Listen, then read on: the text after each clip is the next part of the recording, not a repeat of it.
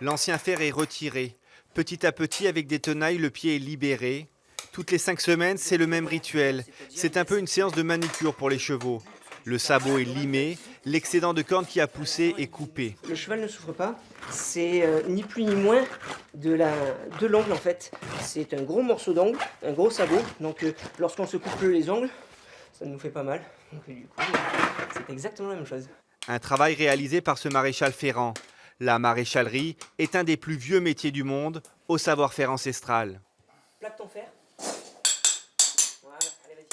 La maréchalerie a un petit peu évolué, notamment dans l'outillage, mais les gestes restent les mêmes. À ceci près que maintenant, les maréchaux ferrants travaillent à l'anglaise, c'est-à-dire qu'ils travaillent tout seuls, ils tiennent le pied du cheval eux-mêmes. À l'époque, il y avait très souvent un teneur de pied, et on appelle cette pratique le travail à la française. Un savoir-faire historique que l'armée a voulu absolument garder. On maintient cette tradition-là parce que, alors à l'époque, Napoléon était le meilleur pour déplacer les canons sur un champ de bataille. Pendant la Première Guerre mondiale, le canon de 75 a été une vraie innovation technologique. Et on montre au travers de cette tradition et de la pérennité de ce savoir-faire du canon de 75 que l'artillerie française est bonne aujourd'hui parce qu'elle était déjà bonne hier. Dans l'atelier de ferronnerie, pour pouvoir lui donner la forme voulue, le fer est chauffé à plus de 1000 degrés.